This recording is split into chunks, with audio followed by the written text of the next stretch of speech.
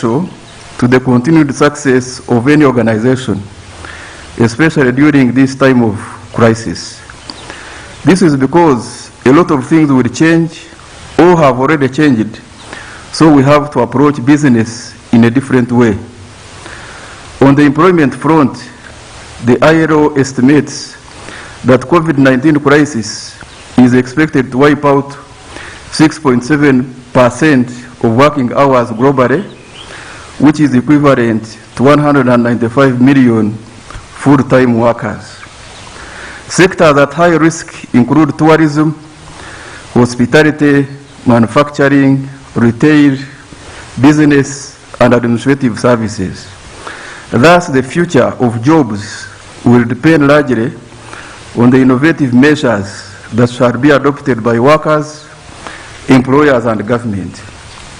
Your Excellency, I would like to specifically applaud you for this idea of the parish development model.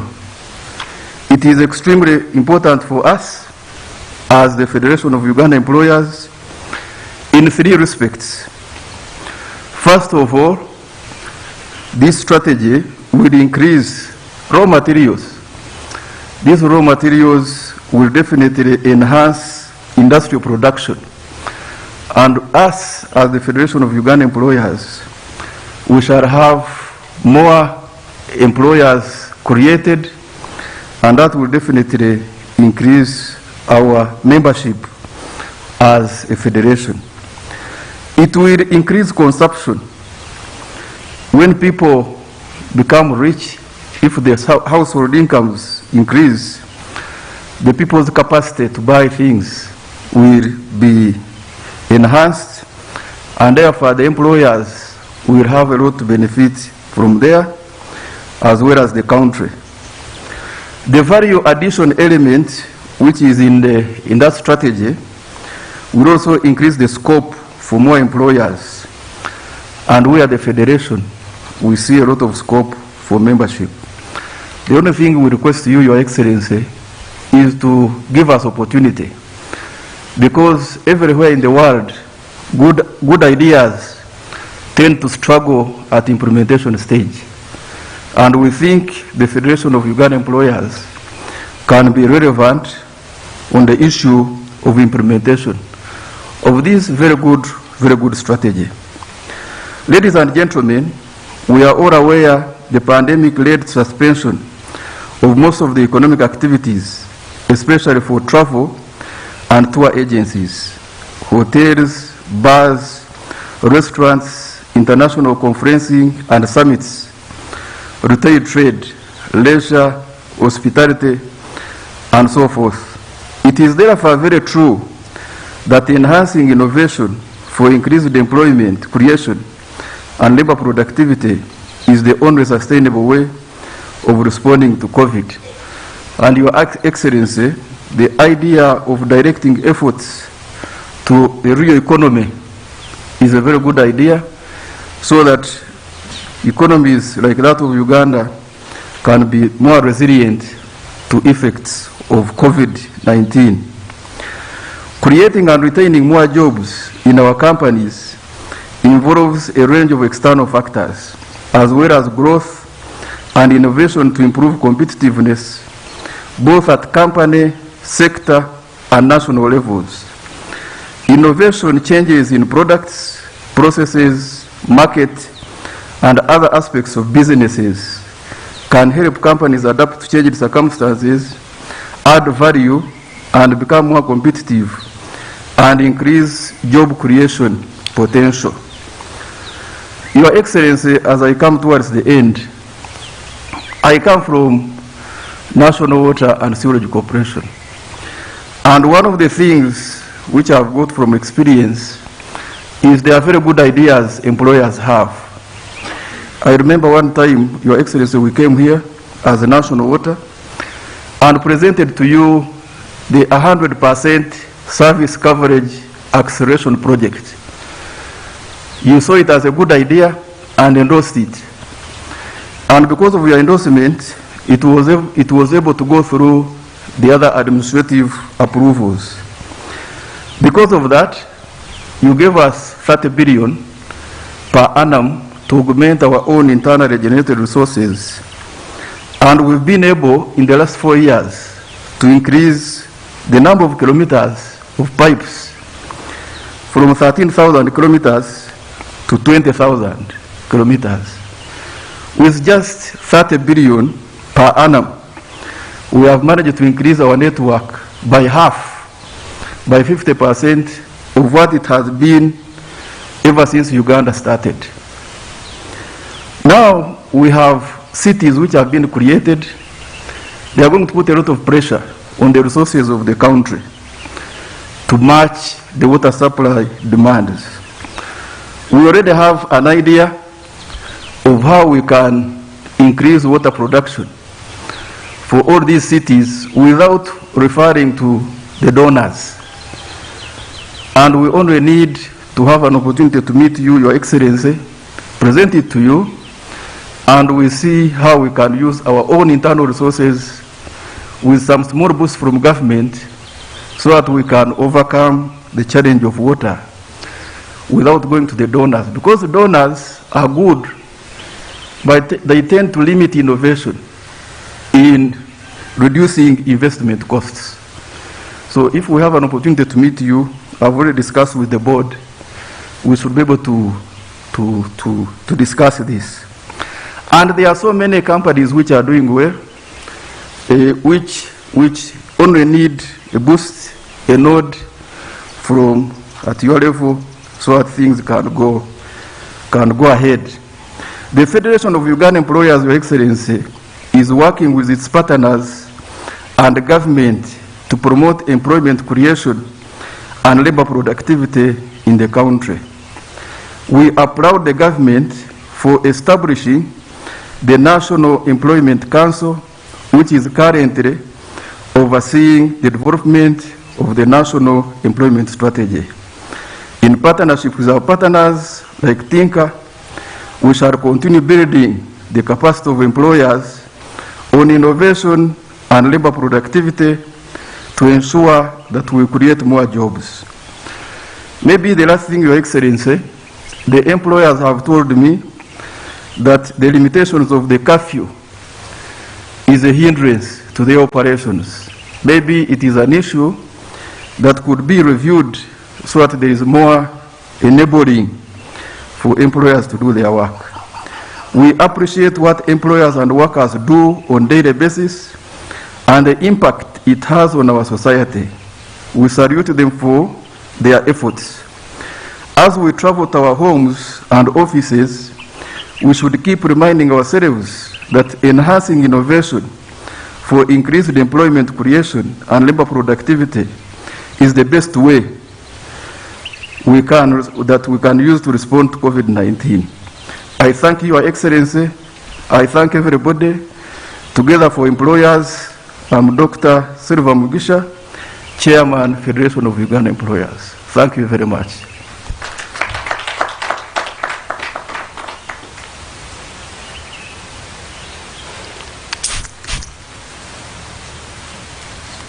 Your Excellency, all our distinguished guests, ladies and gentlemen, I would now like to invite Honorable Dr. Sam Liomoki, who will make a statement on behalf of the workers of this country.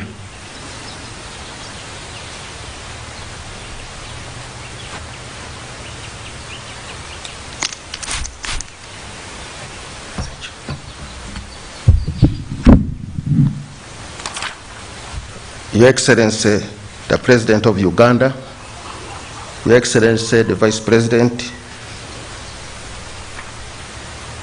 the Right Honorable Speaker of Parliament, Your Lordship, the Chief Justice, the Right Honorable Deputy Speaker of Parliament, the Right Honorable Prime Minister, Honorable Ministers, Your Excellency, the Ambassadors and High Commissioners, cultural leaders, Honorable Members of Parliament, the Federation of Uganda Employers, and the other employers, brothers and sisters in the labor movement, religious leaders, and the civil society organization leaders, workers in all societies of the country, distinguished guests, ladies and gentlemen.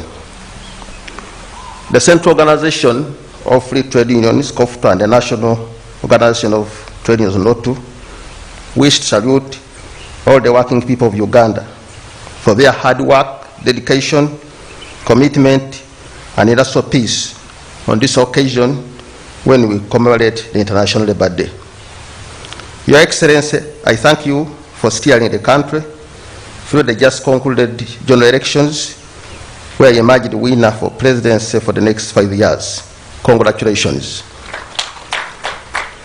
I also congratulate you as the NRM party chairman for the landslide victory of the party members at all levels of governance.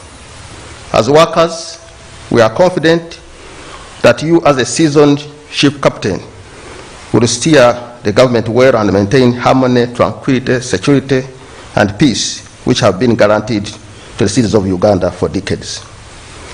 Your Excellency, I have some few points on behalf of the workers. The first one, Your Excellency, is contribution of labor to national transformation. As a workers' movement, we will continue to unlock our energies towards national transformation, and I would like to hail the tireless efforts of the leaders of the two workers' federations and the 47 labor unions that have made this milestone possible. There are already success stories of the critical role of labor, of organized labor, that has been documented in several areas. We shall continue, Your Excellency, organizing workers into labor unions and working through the labor unions and organize labor to reform the worker culture and ethics, enhance skills, improve industrial relations and workers' productivity and welfare, and empower and transform the working people economically. This, Your Excellency, will enable us to generate a critical mass of productive, value-based workers, labor unions, and labor union leaders of integrity and exceptional organizational efficacy. As labor federations, Your Excellency, we have innovated several systems and structures for the delivery of package of programs for workers in education, organizing social justice and legal aid, economic empowerment, and information services in order to improve the standard of living of ordinary work in Uganda. Your Excellency, we need to use labor unions, schools, community centers, churches, mosques, and all available infrastructure and space to generate a citizenry that proffer performance instead of pronouncements, expertise and competence instead of title, posturing and position, and bold developmental initiatives instead of seeking handouts as an answer to hunger and destitution. Your Excellency, on this day finds us against still grappling with challenges of COVID-19. I wish to thank Your Excellency for the sharing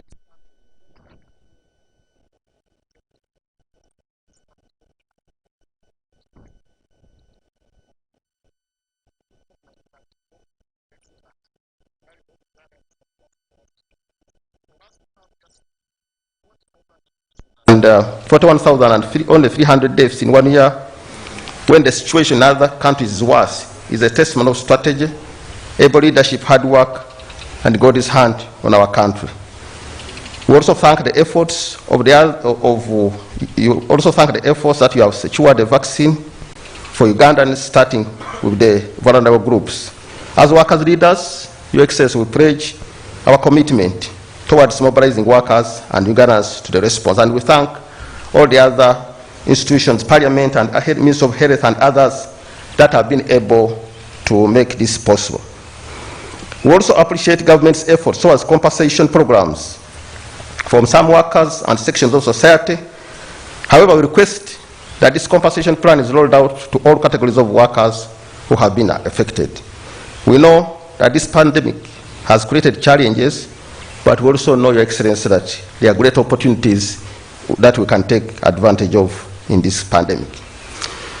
This year's labor theme, the theme for this Labor Day is enhancing innovation for increased employment creation and labor productivity, a sustainable COVID-19 response.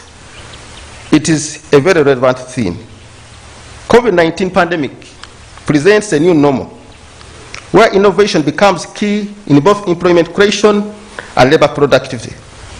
As workers, we are at the center of implementation of the National Development Plan 3 and National Transformation. The workers should continue to be involved in the tripartite arrangement to contribute towards all the facets of that plan. And we also want to give our view that we need to overhaul the education system, the education curriculum, because, Your Excellency, from our consensus among the working people, the labor markets need an innovative breed of workers and critical thinkers that the current education curriculum can't produce. So we need a complete overhaul of our education system, a paradigm shift of sorts, so that critical thinking skills and value systems are emphasized more than just theoretical mind flooding. We need to increase internship opportunities and avoid common user facilities and infrastructure. We need to improve access to low-interest loans and grants to micro and small-scale entrepreneurs. We need to emphasize research and development. We need to improve ICT accessibility by decreasing the cost of internet connectivity, boost commercial agriculture, agribusinesses, agro-processing and industry, boost the service industry, and decrease the cost of electricity. Your Excellency, on labor externalization, Uganda exports labor and earns as much as $1.4 billion annually through remittances. However, Your Excellency, there are limited frameworks for monitoring the implementation of labor commitments and processes from the different regional bodies. The Diaspora Services Department, Your Excellency, in the Ministry of Foreign Affairs, works towards harnessing external labor's contribution to national development and not to cater for their well-being. The Ministry responsible for labor has tried to establish some policies, but still workers die at the hands of their employers. Others have been sexually harassed, while others have been subjected to inhumane treatment. We therefore pray, Your Excellency, that additional measures through legislation are done, that we could have labor touches in different points of labor externalization, so that we can make labor opportunities safer, generate capacity for effective negotiation with the government, and enhance capacity for individual workers' growth. And as workers, Your Excellency, we also request for support to carry out pre-departure, readmission and reintegration induction programs for the departing and returning workers in order to enforce best practices. Your Excellency, we also need to harness the population dividend for strategic labor. Uganda is experiencing a large population dividend. The younger population, the very younger population that continue having very young population coming into labor to provide abundant and cheap labor. When properly harnessed, Your Excellency, we can generate a rise in the rate of economic growth and a higher output per capita due to a rising share of working age people in the population. Hence, the country shall have savers and taxpayers other than dependents, and we can also be able to mobilize money for development. However, Your Excellency, the younger population needs to be equipped with globally competitive skills, relevant knowledge, Your Excellency, and positive attitudes to address critical skill gaps. There should be a deliberate effort to reduce technology deficiency, lack of creativity and innovativeness, low productivity and negative attitudes toward work among the emerging labor force during the Vision 2040 period. As the labor movement, Your Excellency, we request to be involved in skilling and tooling of the labor force through internships on job life and hand-on skill acquisition, mentorship, uplifting skilling programs, among others, through a well-thought-out national planning effort, and we have provided the recommendations on this matter. We request the government to provide common user facilities like audio-visual recording studios, sports training centers, business incubation centers, joint agro-processing and extraction machinery, which can work as infrastructure for youth productivity, especially in the informal economy. The government should invest in sports, recreation centers, creativity, and the agro-processing programs, that could be able to be taken advantage of the younger people, and also to create certain space for innovation and also for mind change. Your Excellency, as I wind up, I have just some few points that I will try to be brief. On salary enhancement, Your Excellency, we have the collective bargaining agreement, and we thank the government for this agreement and for the law that has allowed negotiation. However, we also note that this agreement is doing badly in terms of implementation, and we request Your Excellency that we can be able to go ahead and implement what has been discussed for a long time, an independent salaries board, in order to determine salaries for everyone who draws money from the consolidated fund. Your Excellency, in terms of effective representation of workers, we appreciate efforts of government in having workers' representation in Parliament and also in other structures, especially the districts. But we have also noted, Your Excellency, that since 1986, this representation has remained static, while for the other colleagues, other interest groups, the representation has grown. For instance, in 1986, we had 33 districts and 33 district women representatives, but now we have 146. And therefore, the number has increased from 36 to 146. That's about several times, about fivefold. But for the workers, it has remained the same. And yet, at that time, we had 6 billion people working, but currently we have only up to 16 million. So there has been an increment. And therefore, Your Excellency, with the astronomical development in industry, agriculture, investment, infrastructure, among others, implementations have also increased, but also the need for effective monitoring. We therefore need Your Excellency to request that representation in Parliament for workers be increased from 5 to 10, and also that representation also take place in other lower structures. I'm ending with some two issues that have been critical to the workers during this season. The first one is the minimum wage and the economic cost. I know, Your Excellency, that this issue has consistently appeared in our speeches, and now I think it appears stale. And I know that sometimes you're not happy with us when we raise this matter. But Your Excellency, permit me to give some views from the workers on this matter, and we call upon the government to accept this concept.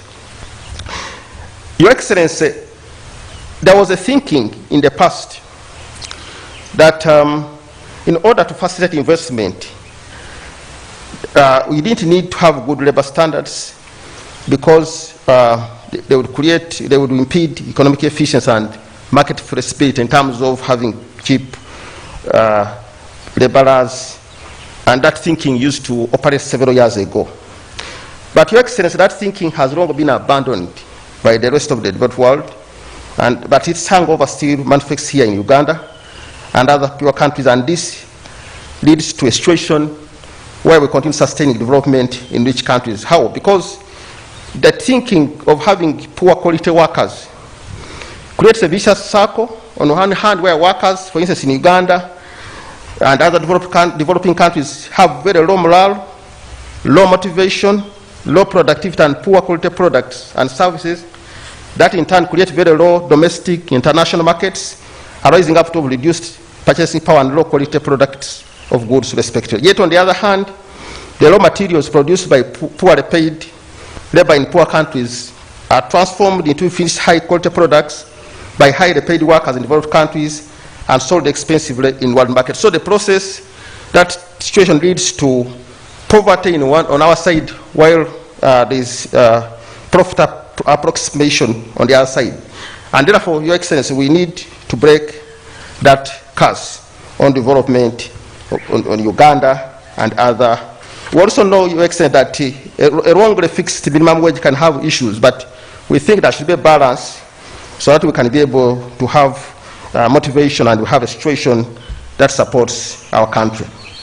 Closely linked to that, Your Excellency, is the issue of decent work. We know, Your Excellency, that core labor standards, decent work and good jobs are prerequisites for improving innovations, heightened productivity and improved competitiveness in the now global world.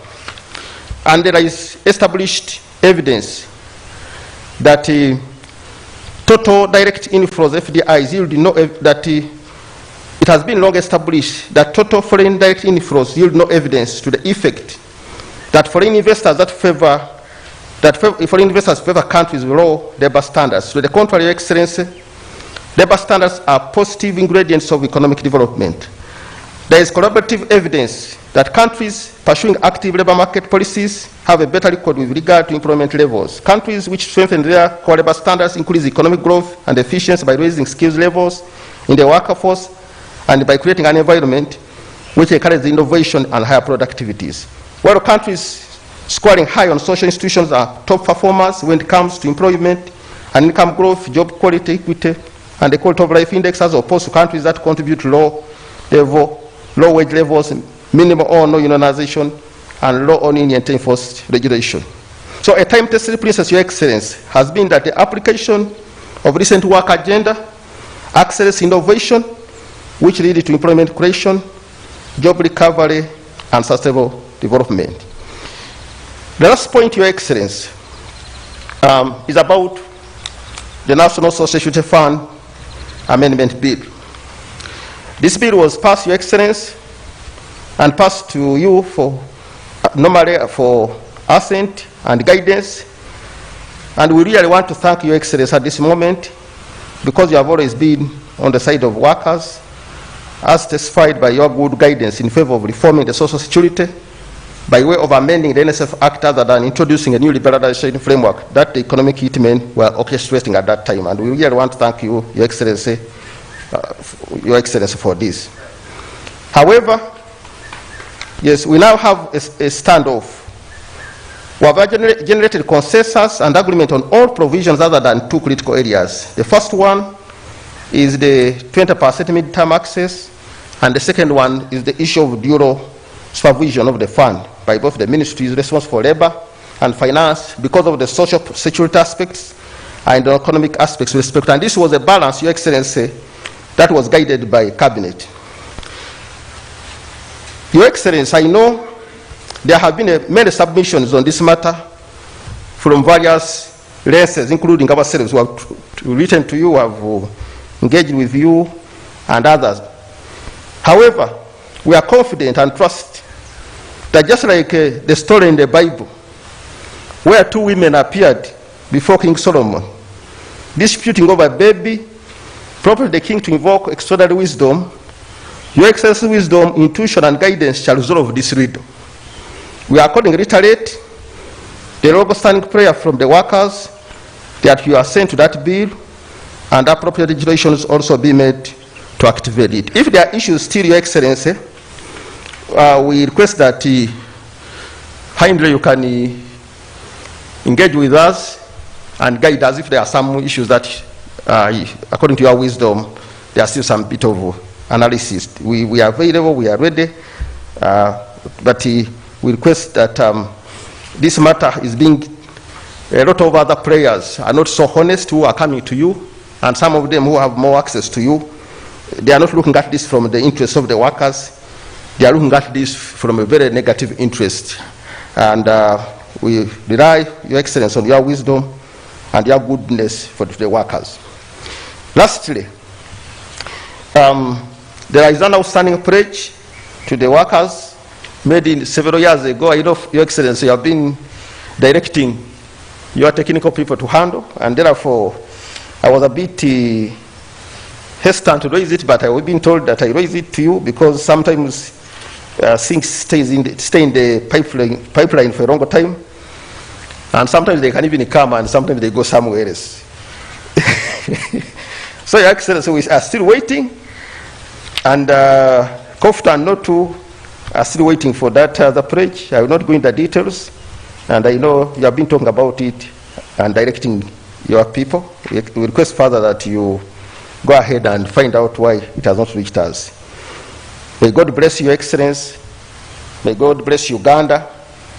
May the God bless all the people who work for God and workers, solidarity forever, solidarity COF2, solidarity NO2, for God and my country. Thank you very much. God bless you.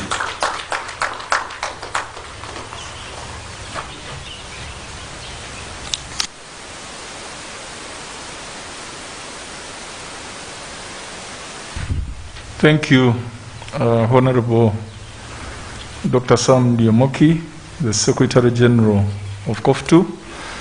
Your Excellency, these unions agreed to alternate playing that role, and this year it is COF2 making that statement.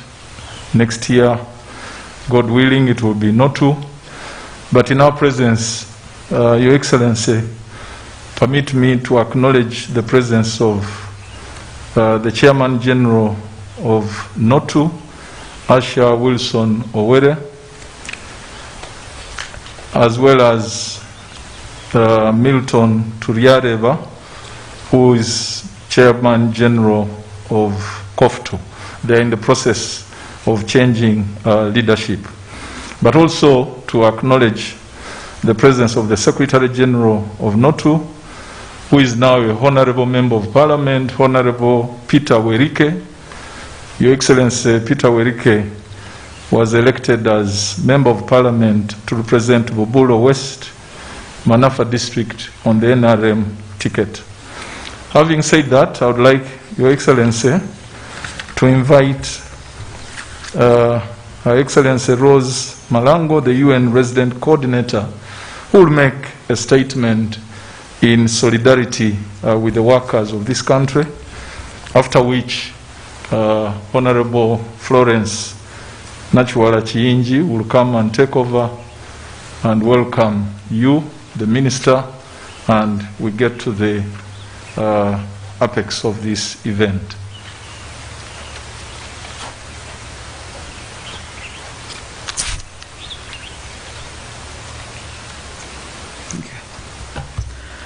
Your Excellency, the President of the Republic of Uganda, Your Excellency, the Vice President of the Republic, the Right Honorable Speaker of Parliament, Your Lordship, the Chief Justice, the Right Honorable Deputy Speaker of Parliament, the Right Honorable First Deputy Prime Minister of the Republic, Honorable Ministers present, representatives of the workers and employee organizations, ladies and gentlemen.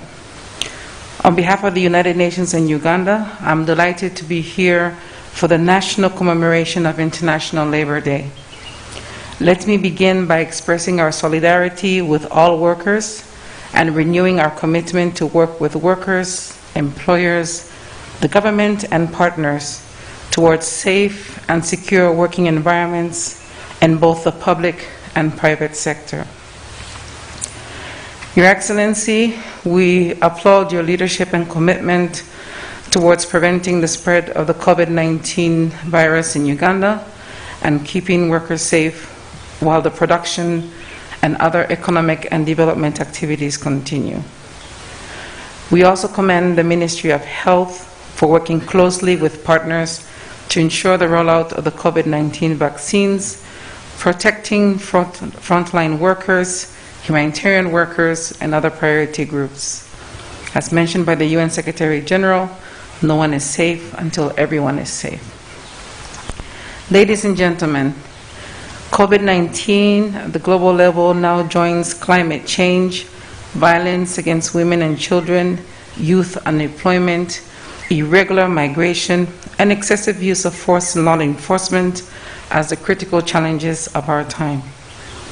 If we are to achieve prosperity and strategic security for all, we need a human-centered economic growth model that has access to justice and equality for all at its epicenter.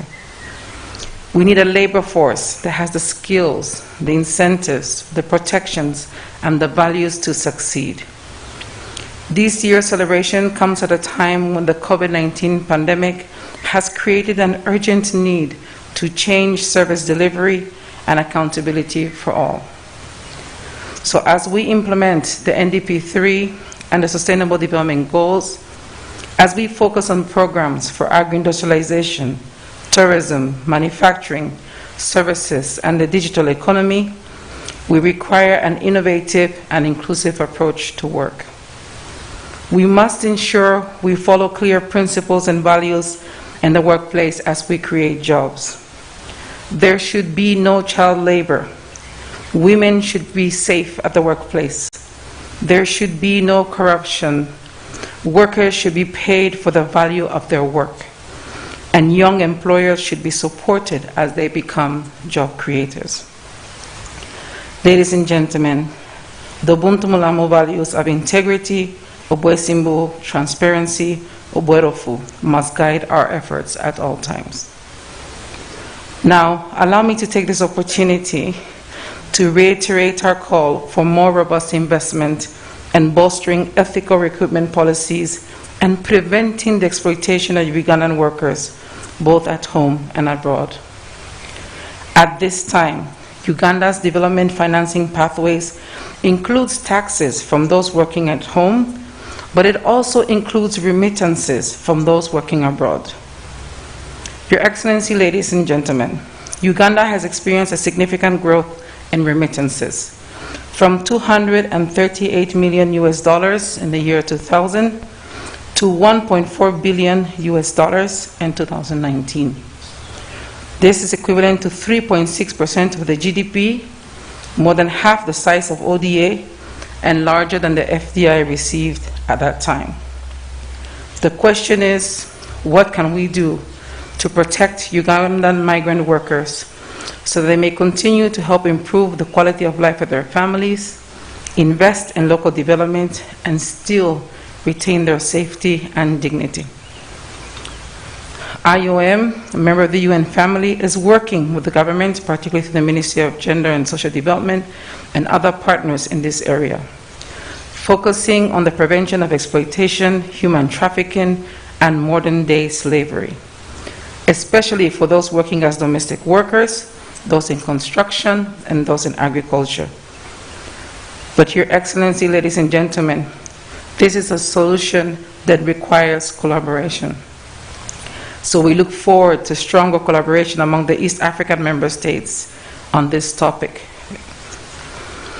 Your Excellency, ladies and gentlemen, 2021 has been declared the International Year for the Elimination of Child Labor by the UN General Assembly. In this context, we welcome the efforts by the government, with support from ILO and FAO and the UN family, to develop essential frameworks such as the National Child Labor Policy, which will be launched today, and its action plan. We also recognize the fact that they are linked and aligned to the NDP3 and the SDGs to SDG 8, which calls on the global community to take immediate and effective measures to eradicate forced labor, end modern slavery and human trafficking, and secure the prohibition and elimination of the worst forms of child labor. Your action as a nation is particularly important to the 2 million Ugandan children aged between 5 and 17 years who are reported to be engaged in some sort of child labor, as they constitute 14% of all children in this nation. According to the Ugandan Household Survey, poverty, high population growth, dropout from school, HIV, and becoming an orphan are the main causes. As I conclude, allow me to convey a word of thanks. Thanks to the market women who slept in the marketplace to the COVID-19 lockdown.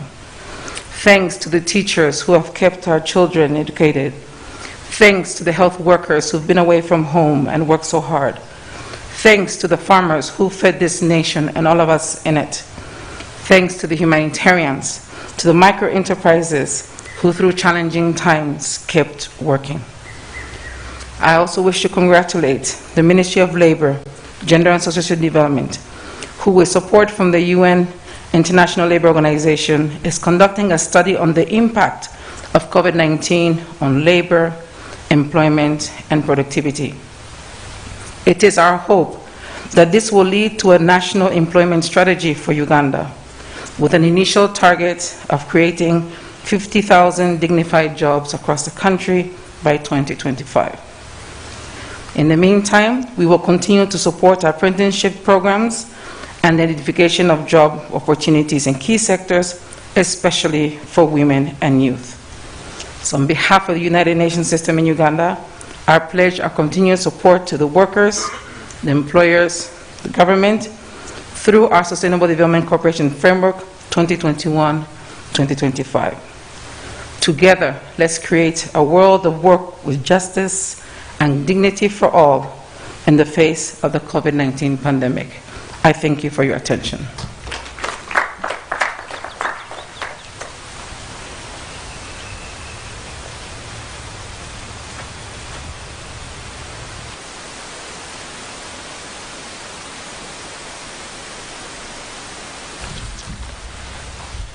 Your Excellency, the President and President-elect of the Republic of Uganda, may I request the gathering to welcome you once again to this very important occasion through a thunderous welcome.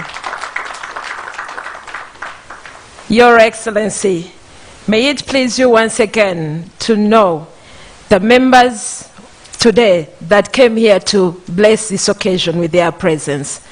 We have His Excellency, the Vice President of the Republic of Uganda. Please stand up. Your Excellency, we have the Right Honorable Speaker of Parliament. We have Your Lordship, the Chief Justice of the Republic of Uganda. Your Excellency, we have the Right Honorable Deputy Speaker of Parliament. Have Your Lordship, the Deputy Chief Justice. Just step down. Your Excellency, we have the Right Honorable First Deputy Prime Minister. Your Excellency, we have the ministers that are present today. Minister Estambayo for the Presidency, Minister Mluri Mukasa for the Public Service, as well as the State Minister for Public Service, who is also present. Your Excellency, we have the Ministry of Gender, Labour and Social Development, headed by the Minister Frank Tumwebaze.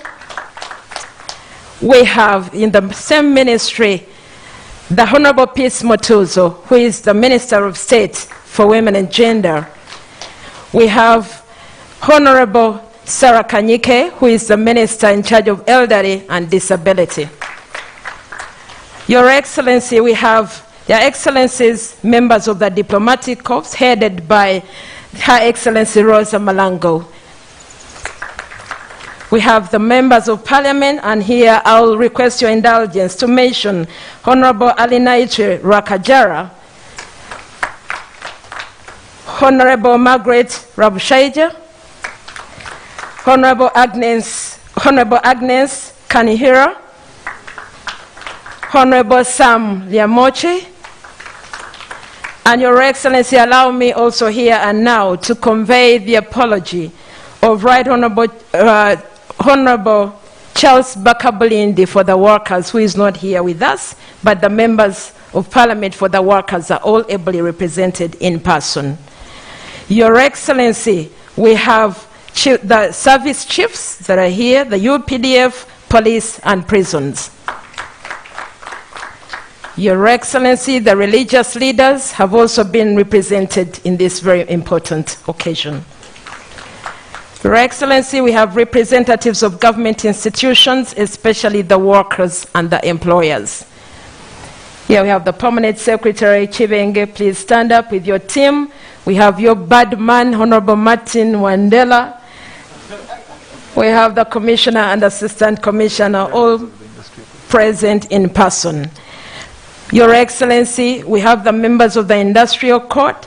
Can you kindly stand up for recognition? Judge of the High Court, kindly stand up for recognition, Madam. Thank you. Your Excellency, we have, in a special way, I would like to convey the apologies of the Honorable Lukutana, who is not right here with us, but is the Minister of State for Labor and Industrial Relations.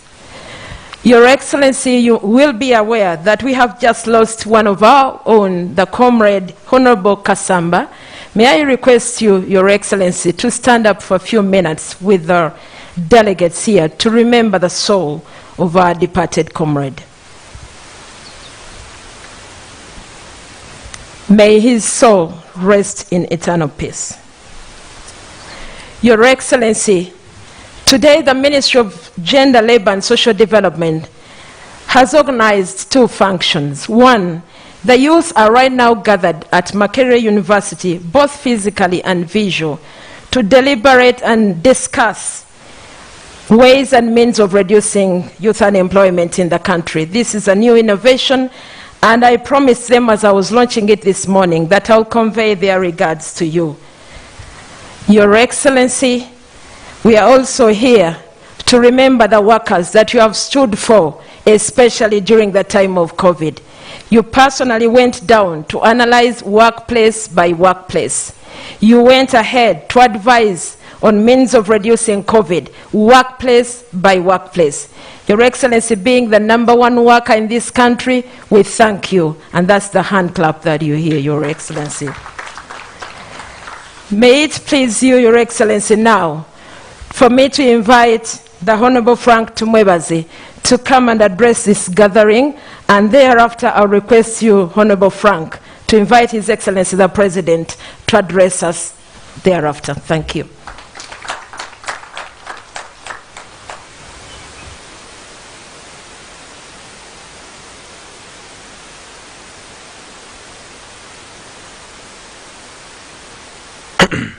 His Excellency the President of the Republic of Uganda, His Excellency the Vice President, the Right Honorable Speaker of Parliament, His Lordship the Chief Justice, the Right Honorable Deputy Speaker, the Right Honorable First Deputy Prime Minister, Her Excellency Rosa Malango, on behalf of the UN, Honorable colleague ministers, Honorable members of Parliament, elect and current, ladies and gentlemen. Your Excellency, I add my voice to formally congratulate you and the NRM government party for the resounding victory and for the mandate yet to come and run government for another 5 years. We congratulate you, sir, for the leadership and for always leading us to victory.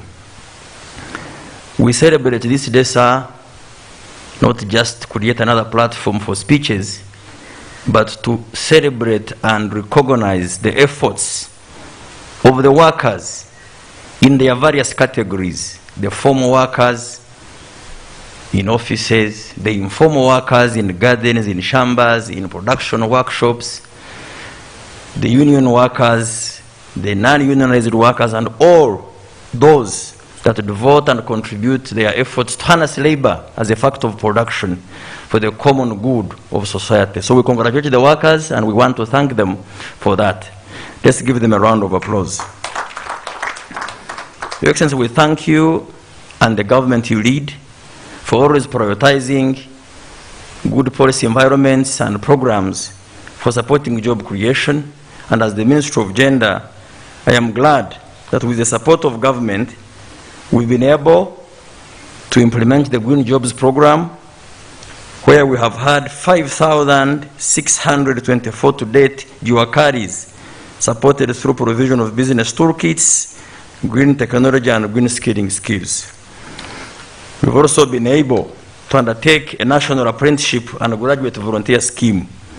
This is in order to address the challenge of skills mismatch among young people, the ministry, and we get support from ILO and UNDP. This is piloting apprenticeship in the tourism and hospitality sector.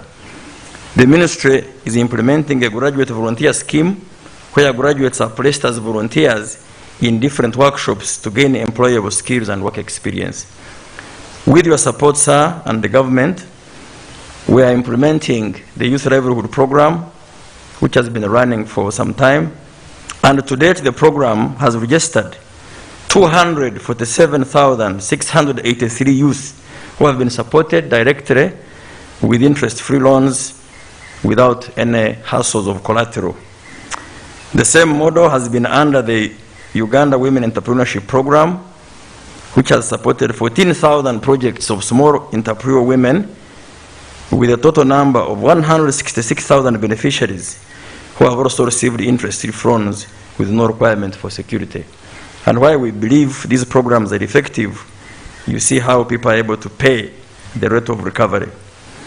Your Excellency, the Minister of Gender, in response to the concern of Honorable Yomochi on behalf of the workers, working with our partners, IOM and IRO, we are trying to promote ethical practices of recruitment of our people, especially the migrant workers. We note some cases that happen of mistreatment of distressed workers, and we are undertaking the following. One, we are reforming the requirements for the licensed companies. We will need them to increase their insurance bond or the money they place with the Bank of Uganda before they get a license, to ensure that if a worker they have taken gets a situation that is a distressed one, then we have funds to call on to create that person. We are also, of course, trying to seek the support of Parliament and Cabinet to put more money in training. If we cannot stop, then we must facilitate. For you to be proud of an export, it must not be raw material, it must be processed to a skilled one. So now that we are seeing the external labor growing, we need to invest more in skilling of our youth, what they call pre-departure. We cannot continue to export raw labor, which definitely does not become appealing to the employers out there. By and large, sir, we have had good relations in our tripartite. The tripartite is the employer, employee, and government. I want to thank the employers under the Federation, represented by Engineer Silva. I want to thank the employers, represented by the unions, NOT and COF2. When the pandemic affected the country like it did elsewhere, we had our tripartite meeting. We discussed how we can achieve a win-win between the workers and the employees, because nobody had foreseen the pandemic consequences. I want to thank you that you accepted our guidance, much as there could have been effects of termination in some cases, but by and large, our dialogue resolutions were heeded too, and I congratulate you. Your Excellency, with those few remarks, allow me, sir, now to invite you to address the gathering. I thank you.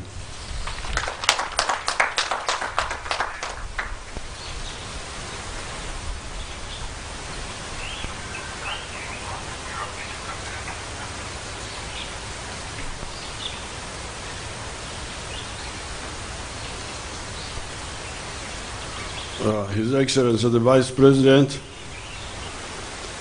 the Right Honorable Speaker of Parliament,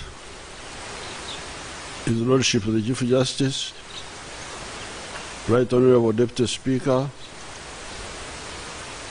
Right Honorable Deputy Prime Minister, all the other leaders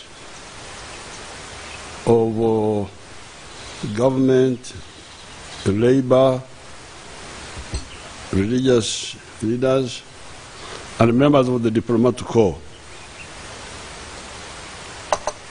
One of the subjects we need to improve is geography. Because when we talk of solutions, we should know where we are. Where is Uganda? Is Uganda in Europe, or in Asia, or in Latin America? Now, if Uganda is here in Africa, then please don't copy too much what people are talking of doing, this and that, because that was part of the problem we had, especially us who dealt with, for instance, security, army. How is it that we built an army at low cost to defend Uganda all these years without the United Nations? How? If you study carefully the way we did it, it's because we did it our own way. Now, coming to the issue of jobs, we are going to create the jobs. The problem is that there's reluctance to grasp our advice, which has worked, because this advice has worked. We have proof that it has worked, but where it has worked, people, many actors don't look there, they look all sorts of places. The jobs are there, but the jobs will only come in big numbers if we listen to NRM's principle number 3, socio-economic transformation. There are 4 principles of the NRM. Patriotism. I have not had anybody challenge this. Say, you are wrong here, you should. Patriotism. That's number 1. I don't have time to go into them here. Pan-Africanism. Those 2 deal with the issue of the market. Patriotism consolidates the market in Uganda. Pan-Africanism looks at the market in Africa. How will you create labor if you don't have market? How will you create enough jobs? They had written something here, but I will not read it. I will just tell you what I think. This one was saying, ladies and gentlemen, I'm very happy to see you here. No. So, principle number 1, principle number 2, patriotism, Pan-Africanism. That addresses the issue of market. If enterprises have got where to sell what they produce, they will grow and create more jobs. I'll speak more about this issue in the coming days. You can't go on joking like this, endlessly going in circles. So, this socio-economic transformation for Africa to change, because societies have changed in Europe. In Chenkwanze, I was telling those MPs who were there how in 1789, France had 4 social classes: the aristocrats, the bourgeoisie. I no longer hear people using those words. The bourgeoisie meaning the middle class, the proletariat. I'm glad you are singing the international here. Please give me that song in words. I want to sing it also. The tune is very nice.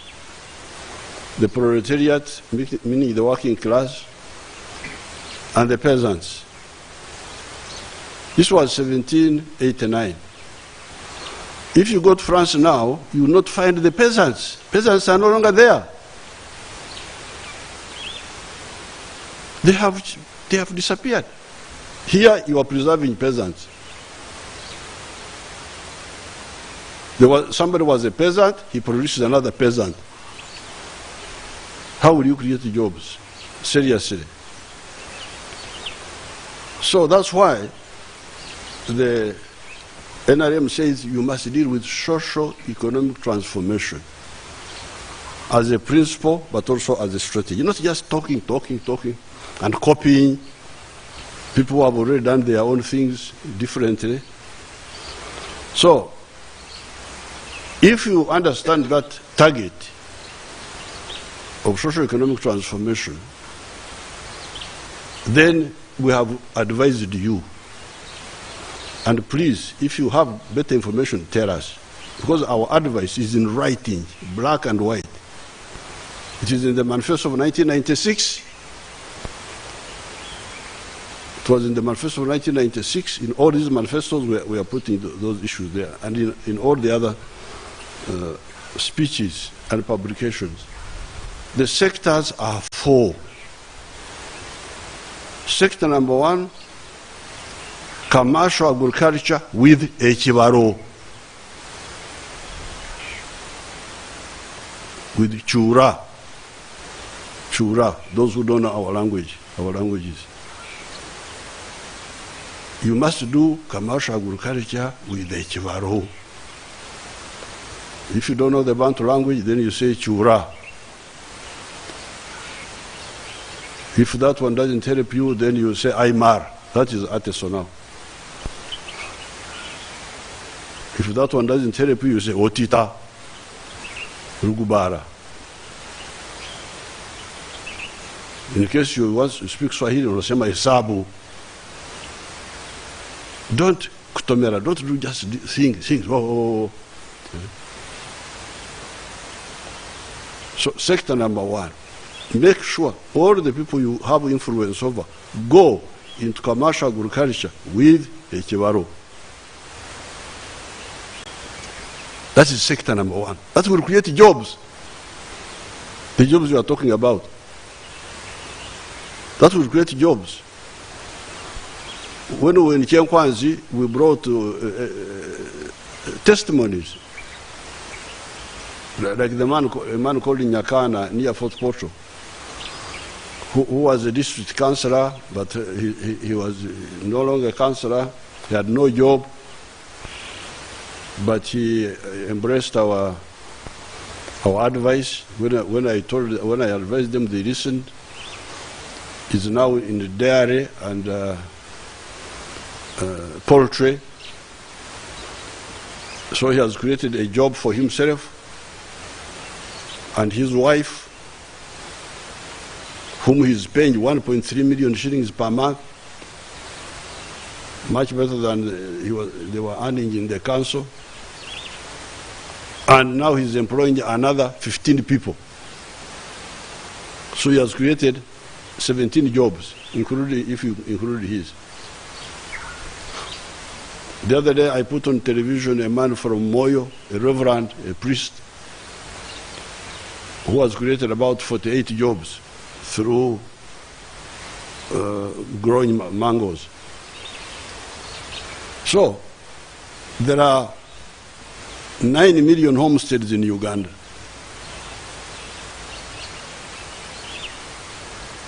Let's say 2 million are in the towns. Let's forget about the towns first. Let's say 7 million are in the rural areas. If all of them, those who have land, if all of them go commercial, assuming they all have land, even 1 acre, because Nyakani is on 1 acre, if they all go commercial the way we are advising them with the ekibaro, 7 million families, each one not creating 15 jobs like in Nyakana, just 10 jobs. That's 70 million jobs. Where will you get? You will not have the workers. There will be so many jobs that you have no people to do them. And that's what happened in the past. Because in the past, during the colonial times, how did the Banyarwanda come here? Banyarwanda and Barundi. Here in Central, the people who run around that they are Baganda, many of them are our Banyarwanda people. How did they come? They came because there were jobs here which had no people to do them locally. And that was during that time in the colonial times. Because Uganda is so rich. That rich economy which the British had created, the one around coffee and cotton,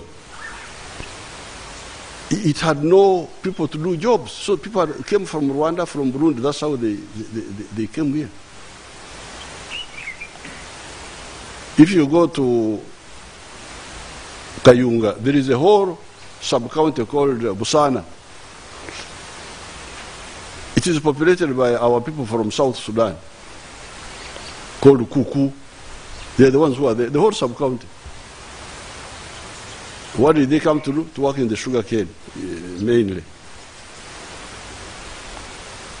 And the attraction was this ritual commercialization by the British of coffee and cotton.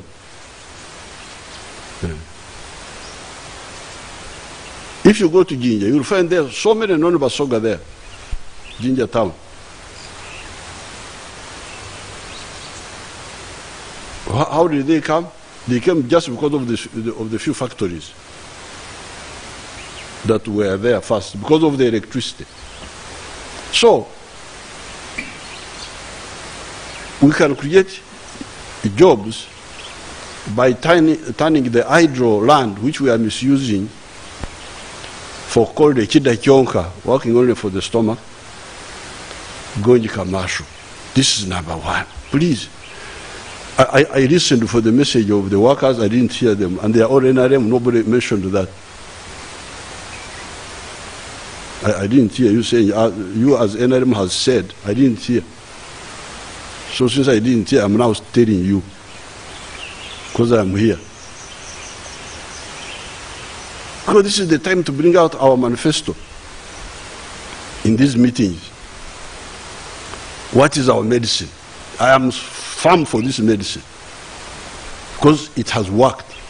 And where people have listened, it has worked.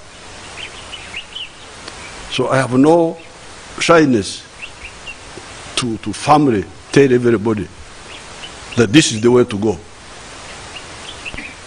And we can't go on wasting time. The second sector that will create jobs is industries. This one we have said. I said in the campaign, this is what I was saying all the time. Industries, factories. And I told you in the campaign that the factories have created now 700,000 jobs. These are the ones Ryomok is talking about. Ryomok is saying that because we have got more workers now, we should have more MPs for the workers. Then we shall end up with a rally rather than a parliament. You have to go and meet at Kororo as a rally. These 5 seats were because the Werike, he's a worker, but he has been elected as a Mungoko. Is that not what I heard? Yes. The other 5 seats are just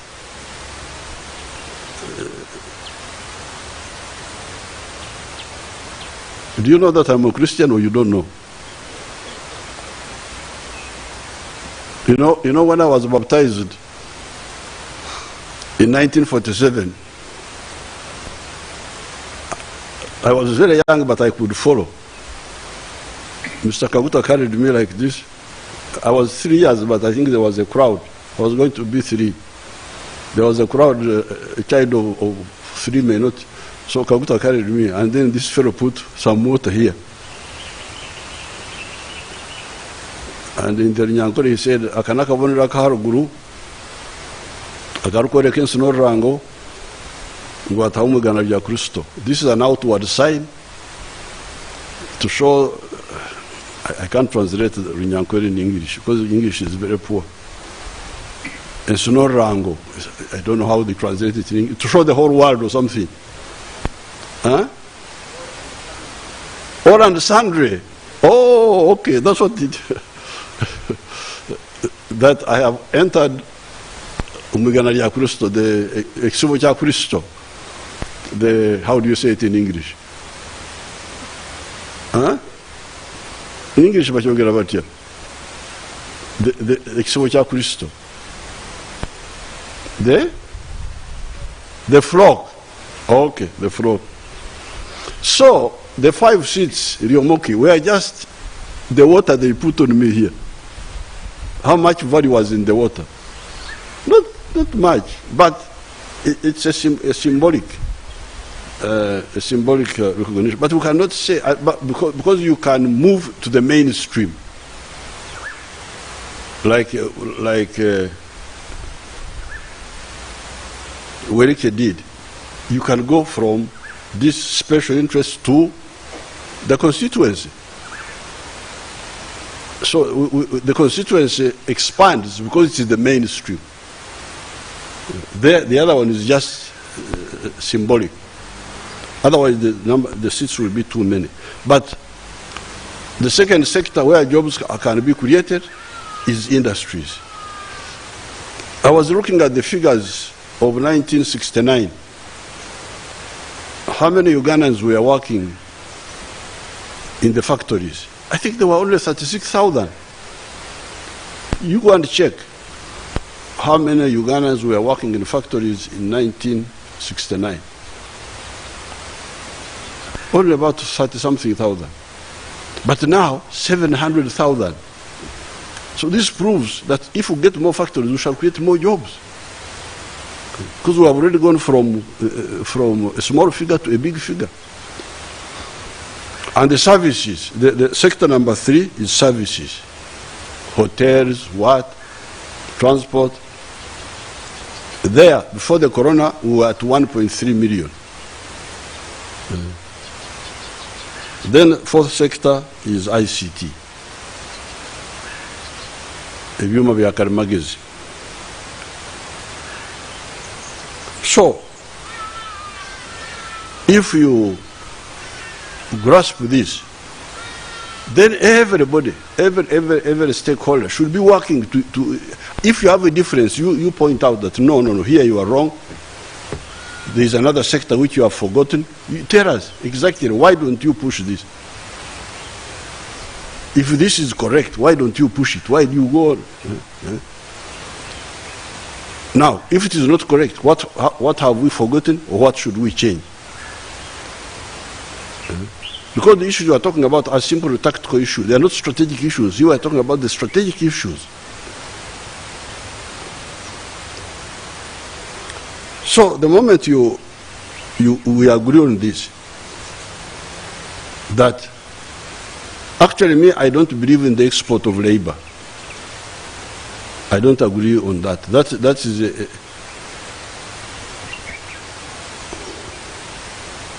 the Banyankore say Oshobora Bushoza Kambe Nkwine.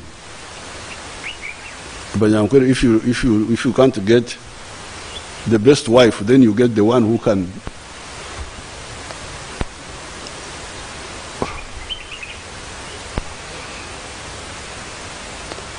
I really don't like. I can't translate. If I try translating in English, it will be rude, but in Banyankore it's not so bad.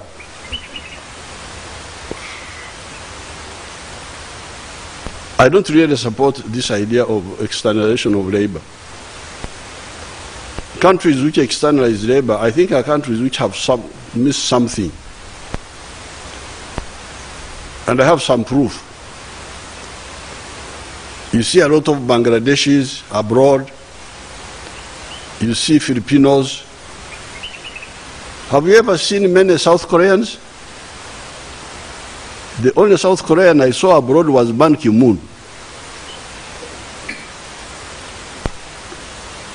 I have never seen South Koreans exported as labor, except Ban Ki-moon. What happened?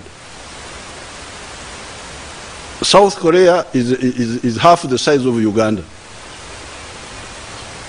But it has got a population of 60 million, I think, something like that. It's still has got a bigger population than Uganda. But you don't see them roaming all over the world looking for jobs. So what did they do? Me, I'm more for the South Korea approach. But in the short run, Kambe Nkwine, the other Banyankore solution of saying that what can I do, Munange?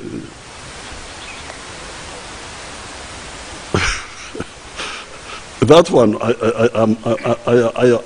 actually somebody wrote a confidential something recently talking about the corruption in the export of our children, that there is big corruption there, because one of the controls was that the labor companies had to be owned by locals. And the control there was that if the locals mishandle our children, we can prosecute them. But apparently somebody, you people, you have allowed foreigners to open companies here. Now the problem is, this one who wrote to me, a whistleblower, the problem he was saying was that for these ones, these foreigners, even if they make a mistake, how do you punish them? Because they are not here, they are outside. So somebody wrote to me something like that. So in the meantime, as we really work on our own plan to create enough jobs for our people here, Japan, these people of yours who go to do a HAO in Japan, why? Japan is about the same size as Uganda, slightly bigger, with a population of 127 million people. But they all have jobs in Japan, and surplus jobs remain for our people to go there. These are the best practices which we should look at. So the moment we stick to these 4 sectors and know that they are the source of jobs,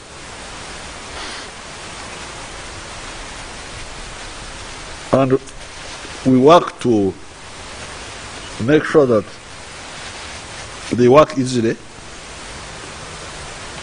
For instance, I've been telling our wonderful Minister of Finance, please, when you want to tax industry, call the industries and discuss with them. Don't impose taxes on them. But they don't do that. But the good thing is that I put my things in writing. I normally put things in writing.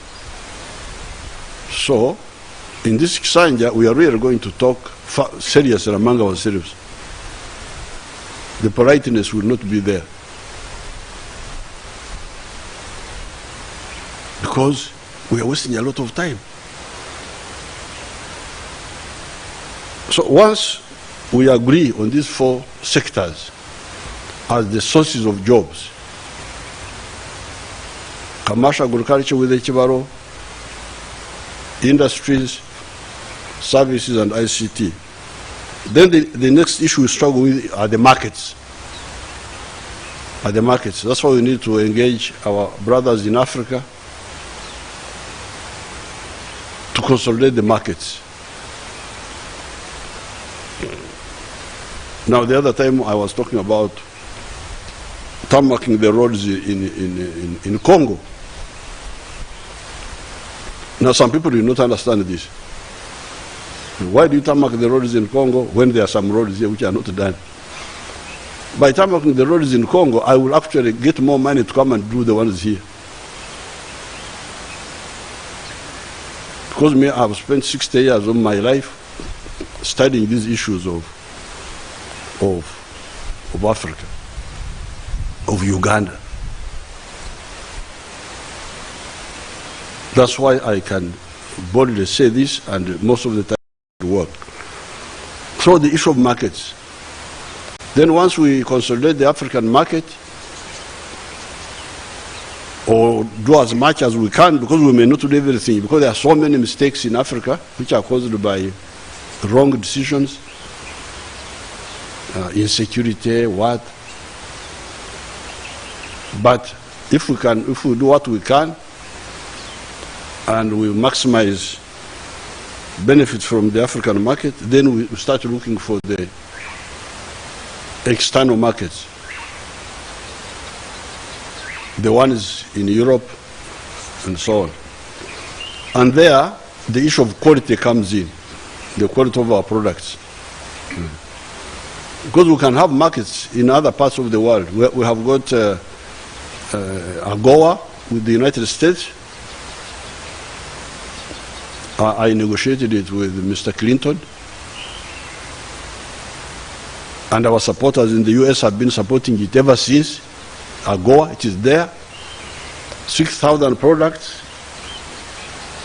can access the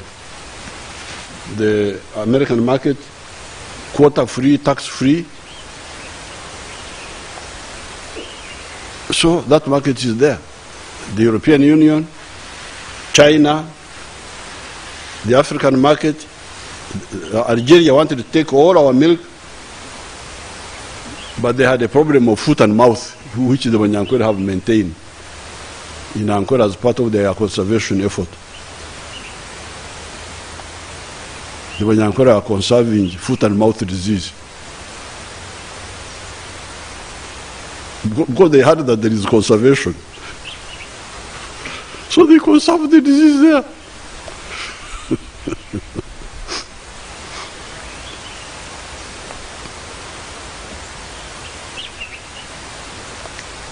Then the next important thing is to help these sectors is infrastructure. The roads, the electricity, the railway. We have already done well with the electricity. If it was not for our corrupt and confused people who just go behind us and do cause distortions.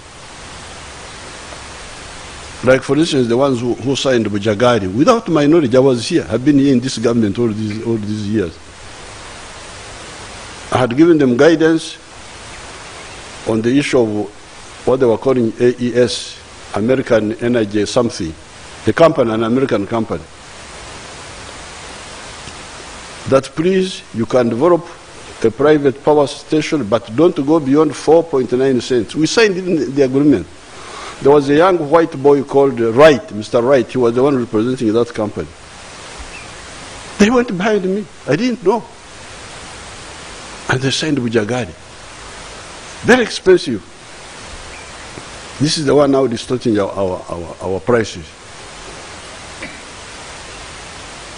Now, you the labor unions, you don't talk about this. You don't use your numbers to fight these mistakes. Because the power from Narubare is 1.5 cents, American cents. The one of Chira is like 1 something cents. The one of Simba is 4 something cents. The one of Karuma will be 4 something, 4.8. But the one of Jagari, when it started, was 13 cents. So we have been struggling with that mistake caused by these wonderful people. Against my express advice. I think now Bujagari power has got to 8 cents or something like that. Then they went behind and then brought to something you called umeme. Umeme. What is this for? A private company looking for profits, you make it a middleman between the generation of electricity and the final consumers, including the factories, your factories which you want to create jobs. What's this? What are you looking for?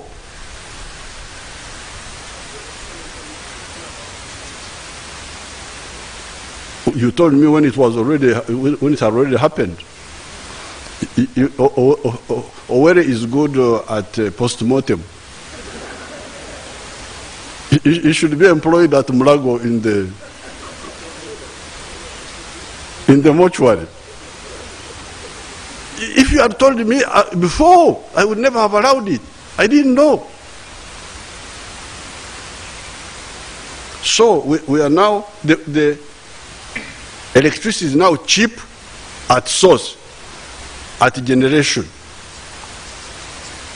except for this Bujagari. The problem is that a middleman called Umeme comes in the middle.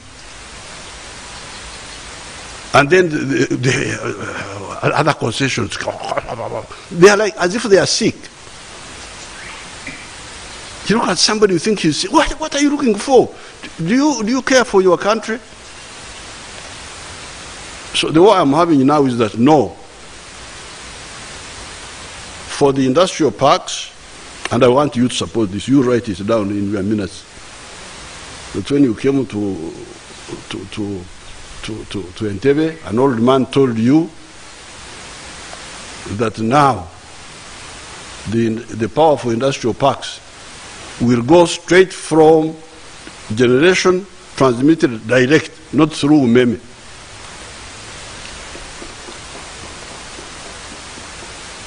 Oh, Umeme will collapse. If it collapses, my mother died and I buried her.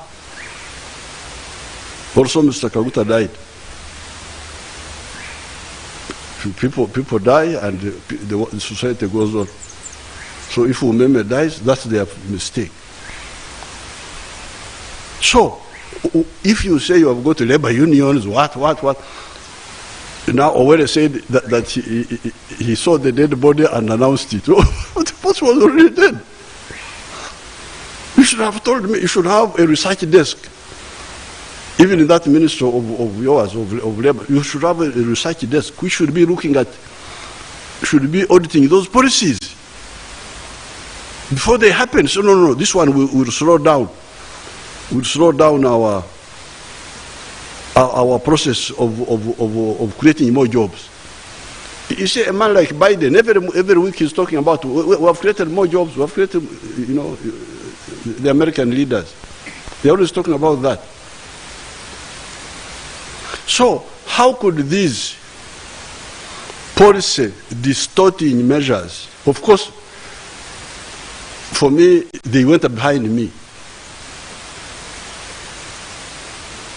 Because they could plead innocence if I had not guided them on American energy. AES, which came first, I'm the one who brought them first. They wanted to develop a private power station. This was the first time. I listened to them carefully. They were from the Christian prayer breakfast, you know, our prayer breakfast group. They were from that. And when I listened carefully, I said, no, there's no problem. You can develop private power, provided we agree on the issue of the final price. And they agreed. And by the end, we agreed on 4.9 cents per unit. That's what the last I heard about private power. This group of mine, they went with Uganda. They didn't involve me. They know my address. I'm a well-known man in Uganda. But I never heard of this. We have already signed agreement. So, infrastructure. Cheap infrastructure to lower the cost of doing business. Because Ryomoki was talking about the cost of labor. It's not only labor which pushes up costs, it is also electricity. Electricity and